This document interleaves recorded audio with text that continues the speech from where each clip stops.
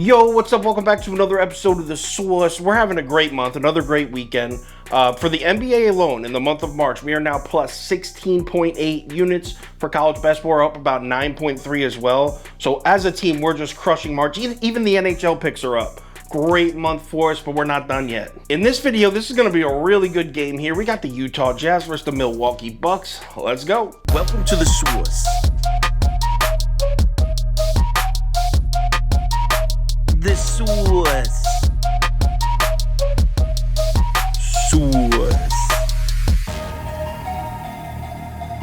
Hey, get the Source. All right, Milwaukee is on the road here at Utah. The line is Jazz +2, and the early sharps hammer the Bucks. I'm talking 97% of the money on Milwaukee. This is as of midnight last night. Yo, check this out though. So the public stays on Milwaukee, right? Public is still on the Bucks, but look at the money. The sharps have turned around, hammered Utah. Money swings all the way around, and the books react to it. They drop the line down to Utah +1.5. This is definitely a line we need to keep an eye on. So let's cap this game. If you subscribe to this channel, you already know the first step. We're running the numbers through the spreadsheet. According to the analytics, the line for this game should be Utah +5.38. So that's almost a full 4-point lean towards the Milwaukee Bucks here. All right, let's run through a quick breakdown, and we'll start with three-point shooting because that's the most obvious mismatch here. The Bucks defensively have been terrible against the three. Since the All-Star break, opponents are shooting 40% from beyond the arc on Milwaukee. That's 29th in the NBA. That was my exact reasoning for taking Golden State against the Bucks a couple days ago, and we cashed that ticket easily. So the question is, do the Utah Jazz shoot a lot of threes? And the answer is hell yeah. Since the All-Star break, second in the NBA in three-point frequency, 7th in the NBA in three-point accuracy. So not only does Utah take a shitload of threes, but they also hit them at a really high rate. So right off the bat, we know Milwaukee's in trouble defensively, but it's not all bad news for the Bucks. In fact, if we're talking analytics since the All-Star break, Milwaukee's first in the NBA in overall offensive efficiency. Utah is 4th. So we got two very high-powered offenses, both playing very well. Maybe the slight edge offensively goes to Milwaukee, but defensively, no question about it. Since the All-Star break, Utah's 12th in overall defensive efficiency, Milwaukee's 24th. So defensive edge definitely goes to the Jazz. So far, according to the numbers, Utah's looking like the obvious pick right now, right? Yes, definitely.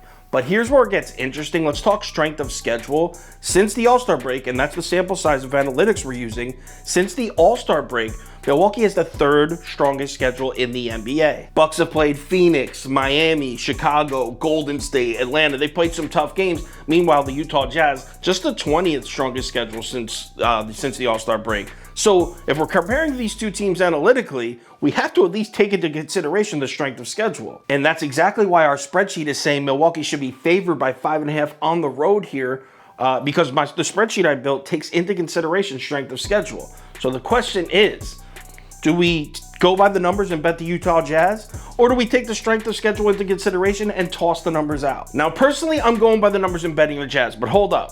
There are two factors here. One, Brook Lopez returns to the lineup for the Bucks tonight. Who knows if he's on minutes restriction? Who knows what's going to happen with that? But there's no question that the Bucks have missed him so far this season. Number two, Rudy Gobert is a game time decision. So I am taking Utah +1.5, definitely, no doubt. But I need Rudy Gobert to play. If Rudy Gobert does not play, I will stay away from this game. So give me the Jazz +1.5.